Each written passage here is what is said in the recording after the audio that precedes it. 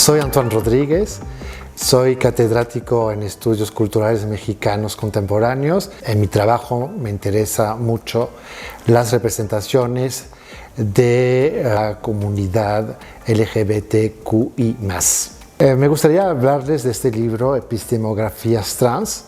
Primero, a lo mejor aclarando por qué se llama epistemografías.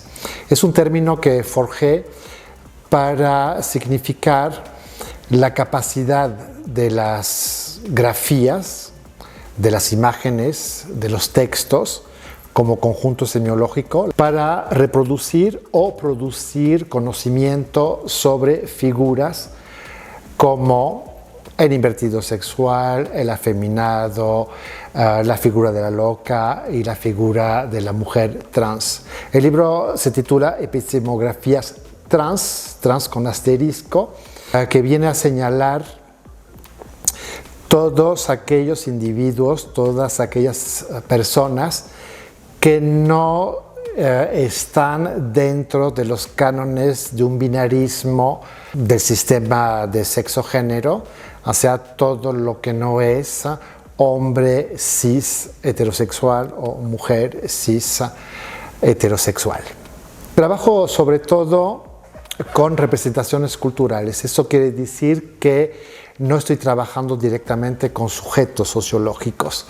A mí lo que me interesa es ver cómo la cultura en un sentido amplio, las producciones artísticas, pero no solo, la prensa, por ejemplo, forma parte también de una producción cultural, cómo estas producciones dan cuenta de comportamientos o de subjetivaciones que no son las subjetivaciones hegemónicas, digamos, o mainstream, para decirlo de cierta manera. Una primera hipótesis a raíz de lecturas, llevo trabajando sobre estos temas desde hace más de una década, una primera observación era que me parecía que todas las representaciones del finales del siglo XIX, principios del siglo XX, estaban inspiradas o influidas en una misma matriz teorizada del siglo XIX, que es la matriz de la inversión sexual. De ahí nace toda una serie de etiquetas para mencionar a aquellas personas que no forman parte del canon hegemónico del sistema sexo-género. Me parece importante explicar por qué se divide este libro en dos partes. Una parte, digamos, más bien textual o literaria y otra parte audiovisual. ¿Qué hace la literatura? La literatura, para describir un paisaje, no lo puede hacer de manera simultánea. Tiene que jerarquizar los elementos que va a ir describiendo para al final de unas 20, 30 líneas se llegue al conjunto. O sea, lo que hace la literatura es temporalizar la descripción. Uno solo puede tener una idea del conjunto al cabo de la lectura de varias líneas. Lo audiovisual no. En lo audiovisual, la representación del referente parece casi simultánea. Hay una especie de simultaneidad entre el referente y la representación del referente. Por eso quise hacer dos partes diferentes. Otra cosa también que marca una diferencia entre lo textual y lo visual es que, si bien lo visual utiliza un texto para comentar las imágenes que expone, se pueden recuperar esas imágenes y resignificarlas. Es lo que pasa con las representaciones de los homosexuales o de los maricones, entre comillas, de principios del siglo XX. Es muy famoso el grabado de Guadalupe Posada, el baile de los 41 maricones, que formaba parte de un corrido cuya función era señalar, excluir, estigmatizar a esas personas. El grabado en sí ha sido recuperado por la comunidad gay y ha sido resignificado al punto de servir incluso como imagen visual de una de las últimas marchas de orgullo. Epistemografías Trans presenta un mapeo de las representaciones culturales del afeminamiento desde finales del siglo XIX a principios del siglo XXI. Destacan en estas representaciones dos líneas discursivas. Una primera línea sería las representaciones hechas desde el exterior de la comunidad mencionada, es decir, dando ahí una imagen estigmatizada de los propios sujetos que están expuestos. En ningún momento ahí, en esta línea, se les da la palabra a las personas representadas.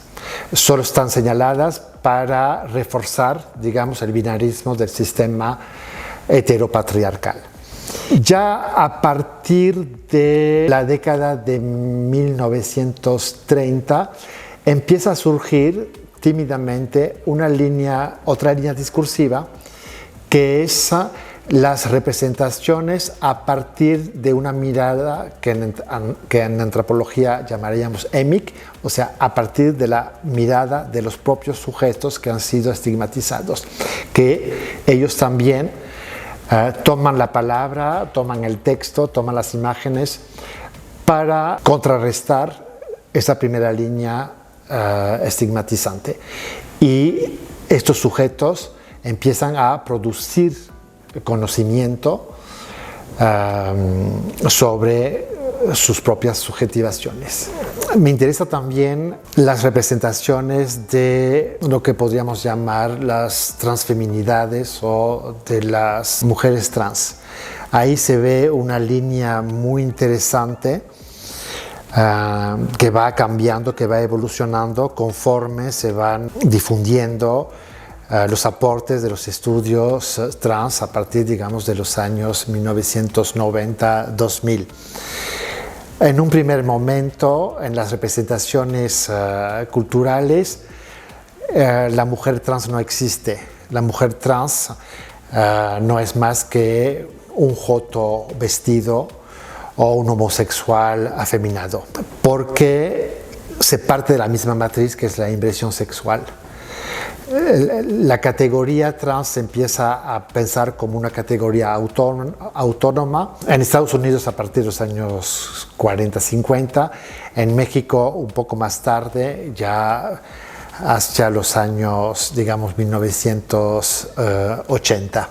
Todas las representaciones anteriores a los años 1980 muestran o refuerzan la idea de que una mujer trans no es más que un hombre disfrazado.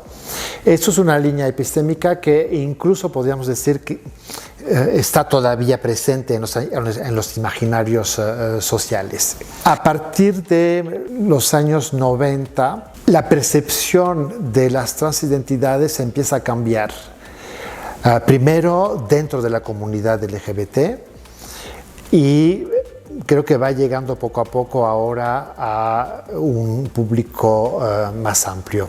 Un ejemplo de esa representación de la mujer trans o transgénero como una persona que simula ser mujer cuando es hombre son las portadas y los reportajes, los fotoreportajes de un diario como Alarma, donde hay, incluso en Alarma se inventa el término de mujercito, o sea, ese término masculino que viene a decir, creen que son mujeres, pero no, son mujercitos.